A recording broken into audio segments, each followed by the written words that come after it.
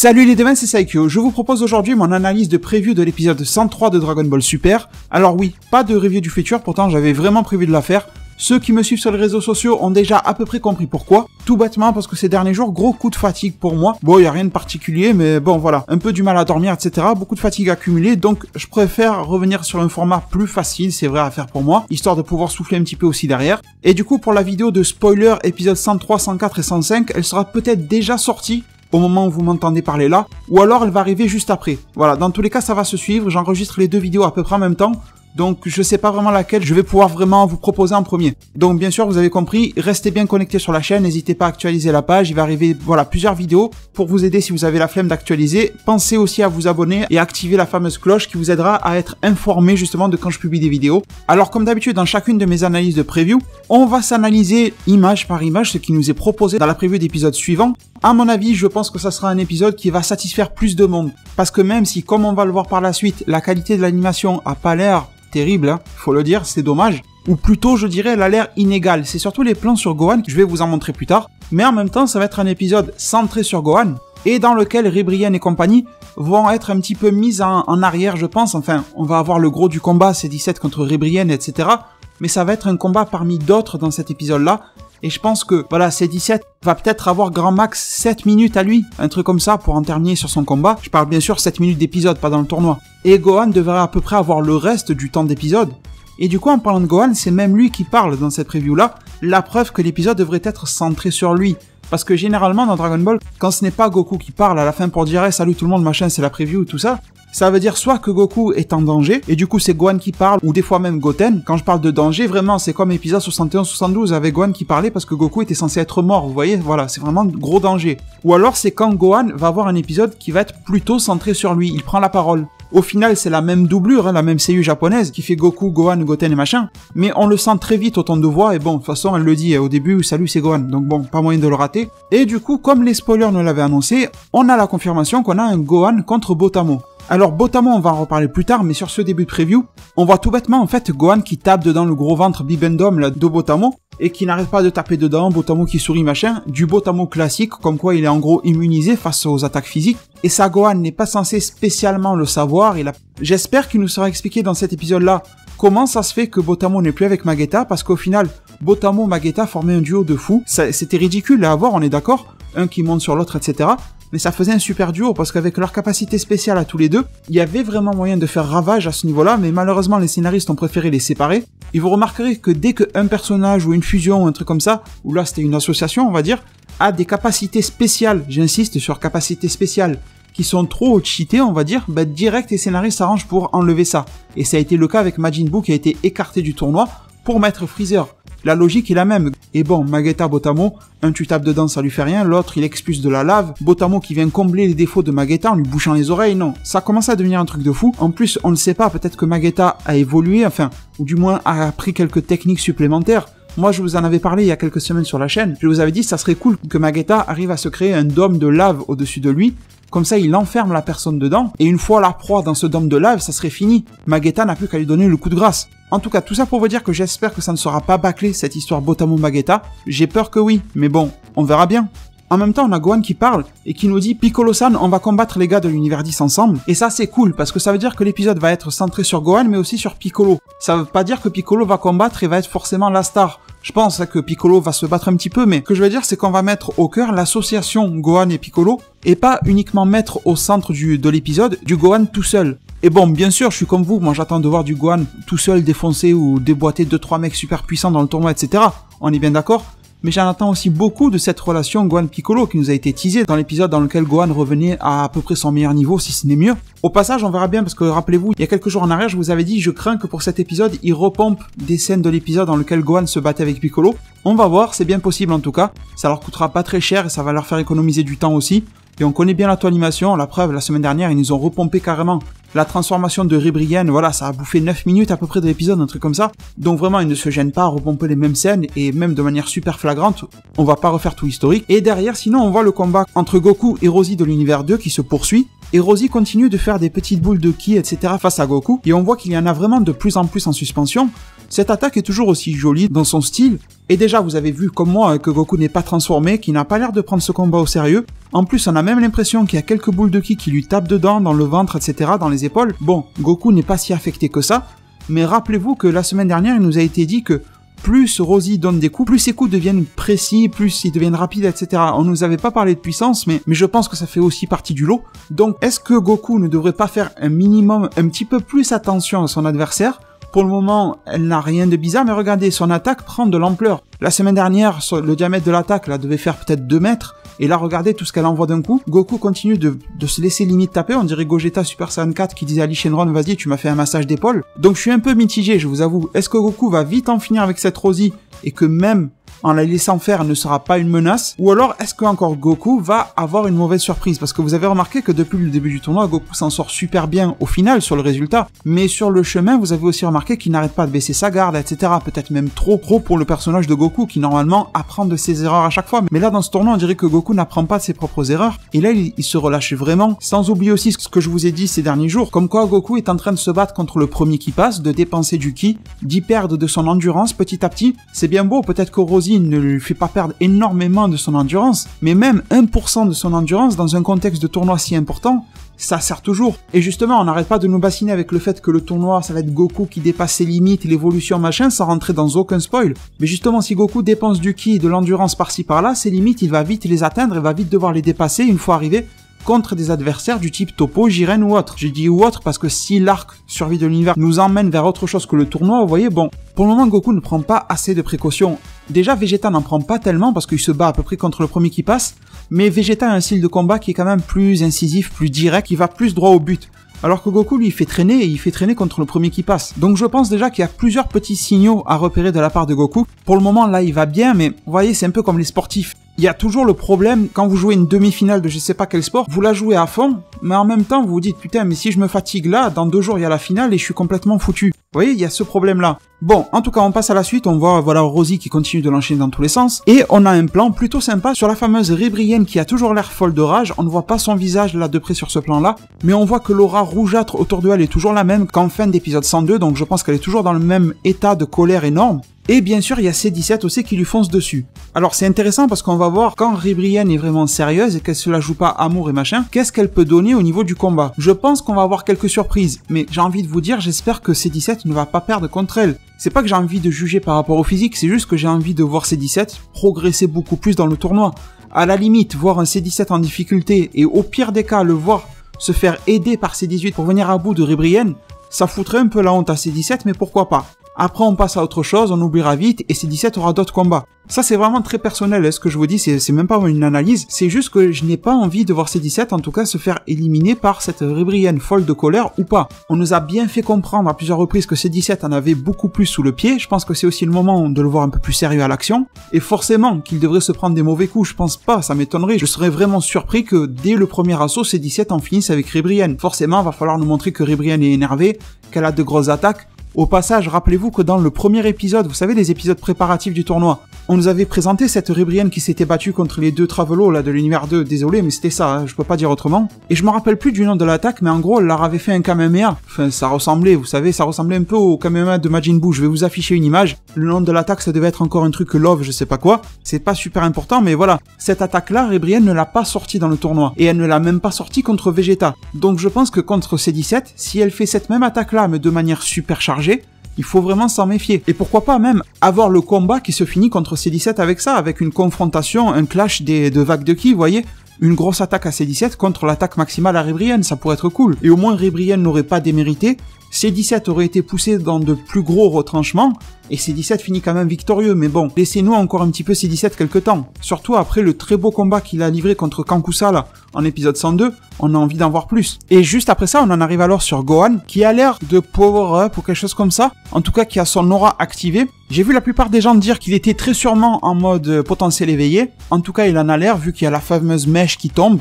Et là, vous le voyez, comme je vous disais en tout début de cette vidéo-là, la qualité du dessin n'est pas top, vraiment pas. Bon, en même temps, au moins la Toei assume complètement ce qu'elle nous propose. Elle aurait pu choisir juste les meilleurs plans visuellement, pas forcément les plus importants au niveau du scénario, et nous foutre ça dans la preview à chaque semaine, et au final, on arrive et on a la surprise que c'est moche. Bon, au final, c'est dégueulasse, que la Toei nous propose certains épisodes avec des dessins qui sont pas jolis, mais en même temps, elle est à peu près honnête. Au moins, on peut la rendre ça. En gros, je te fais de la merde et je te le dis. Non, je rigole, mais vous m'avez compris. Mais ce que je vois surtout sur ce plan-là, c'est que Gohan nous dit « Mes attaques se font dévier et ne marchent plus ». Et en plus, il est en transpiration, il est en train de souffler. Donc je pense vraiment que à ce moment-là du combat, Gohan, peu importe que ça soit contre Botamo ou contre un gars de l'univers 10, Gohan est vraiment en difficulté. Il ne serait pas en train de souffler comme ça dans tous les sens si ça n'était pas le cas. Ça ne veut pas dire que son adversaire prend le dessus, mais ça veut dire que Gohan n'arrive à rien.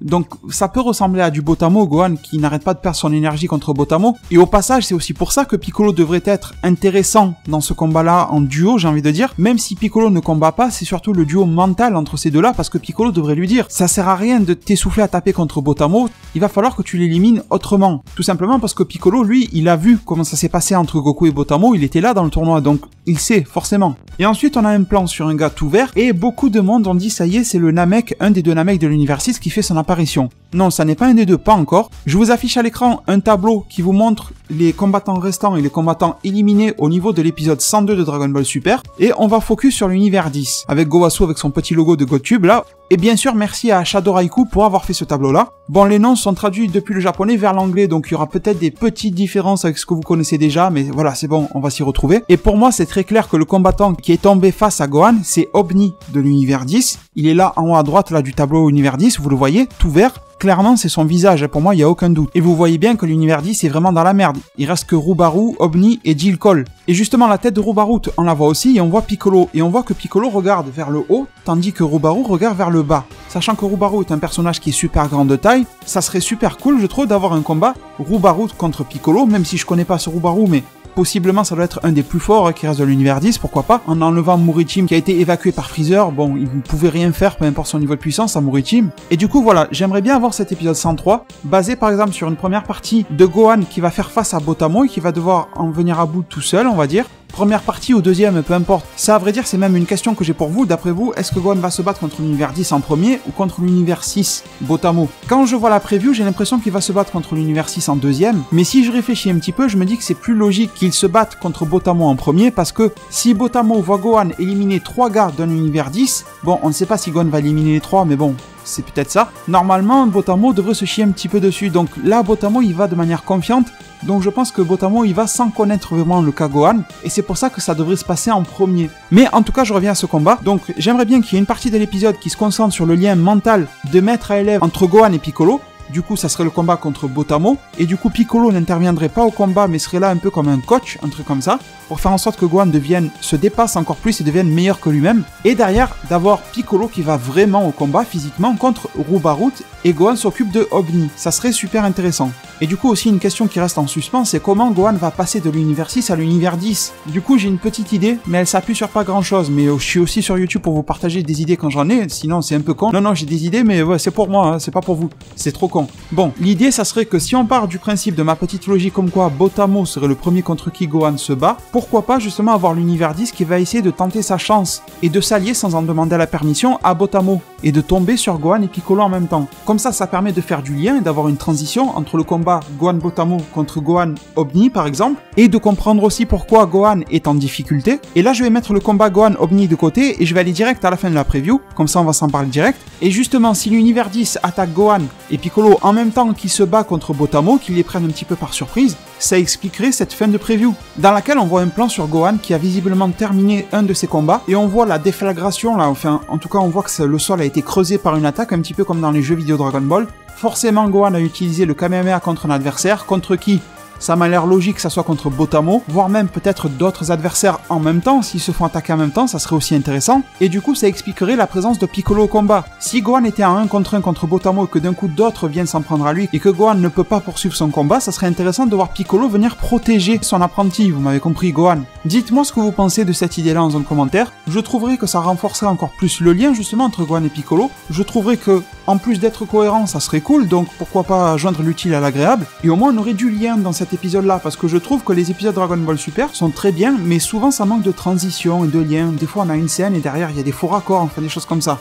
Donc juste pour être sûr qu'on s'est bien compris, je vais répéter en bref. Combat 1 contre 1 Gohan Botamo. Le combat est plutôt difficile, mais bon, on comprendrait qu'au fil du temps, Gohan arriverait à en venir à bout, mais entre-temps, l'univers 10 vient s'interposer, Omni et Rubaru, et après Jill Cole, je pense pas vraiment qu'on le verra intervenir dans ce combat-là, pourquoi pas est-ce qu'il resterait le dernier de cet univers-là, ou un truc comme ça, mais bon, on va pas en parler pour le moment. Et du coup, Gohan est en infériorité numérique, et face aux capacités spéciales de tous ces gars-là réunis, il ne peut plus faire grand-chose malgré son énorme puissance brute physique à Gohan. Piccolo vient alors s'interposer, il se tape contre du Rubaru, du Omni ou je sais pas quoi, et pendant ce temps, Gohan peut lancer un Kamehameha sur Botamo et pourquoi pas Omni en même temps, parce qu'en plus on voit à la fin de cette preview là que Gohan va balancer un Kamehameha sur Omni. Alors est-ce que Gohan va faire 2 Kamehameha dans l'épisode, ce serait 2 pour le prix d'un, ou est-ce qu'il n'y en aura qu'un seul qui va cibler Omni et en même temps cibler Botamo? Bon, vous voyez, il y a quand même pas mal de questions en suspens, je pense vraiment que cet épisode-là va être super, et je suis vraiment curieux d'avoir votre avis sur tout ce que je viens de vous raconter dans la zone commentaire, et là du coup, je vais récupérer les morceaux dont je ne vous ai pas encore parlé dans mon analyse de preview, tout ce qui concerne Hit, Dispo,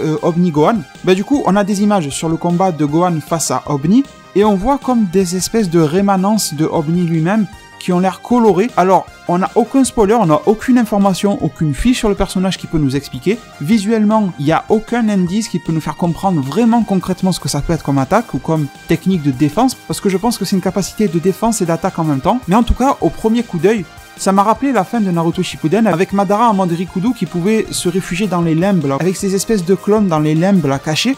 Au final, c'était un petit peu comme des fantômes, si vous voulez. Donc pourquoi pas avoir un Omni qui serait un petit peu la surprise aussi de cet univers 10, qui aurait une petite maîtrise de manipulation de l'espace-temps ou de quelque chose comme ça, et qui du coup pourrait se démultiplier à sa manière, un peu comme une manipulation du temps, et du coup il crée une rémanence de lui-même, et du coup ça fait 3 fois lui-même, histoire de mieux encaisser les coups, mais aussi de taper 3 ou 4 fois plus fort en même temps. C'est comme ça que je verrai le truc. Je pense que vous aussi en zone commentaire, vous allez avoir pas mal de propositions à me faire, et je suis curieux de les lire. On voit Cus, l'ange de l'univers 10, qui a l'air inquiète, donc voilà, ça a l'air d'être une ange qui est plutôt inquiète pour son univers. De toute façon, on a vu qu'elle s'amusait bien à danser la samba avec eux. Mais bon, maintenant, on a très bien compris que ça sentait super mauvais pour l'univers 10, il n'y a aucun doute. Et du coup, on voit finalement Hit, le bon vieux Hit, l'assassin légendaire de l'univers 6, qui regarde Dispo. Alors, n'hésitez pas à consulter ma chaîne, ça sera soit avant cette vidéo-là, soit après, je sais pas. Comme je vous ai dit tout à l'heure, dans l'ordre dans lequel ça va sortir, mais ça va sortir. La vidéo spoiler qui va vous raconter beaucoup de choses sur ce combat Hit contre Dispo. Je ne vais pas détailler les spoils ici, ce n'est pas le but, mais par contre je vais vous dire ce que je pense. Je pense que les deux, Hit et Dispo, vont se faire face dans cet épisode-là. Ils vont tomber nez à nez un peu, voilà. On a bien compris que dans ce tournoi-là, il y en a un qui marche à droite, l'autre à gauche, ils se rejoignent, bon c'est bizarre, mais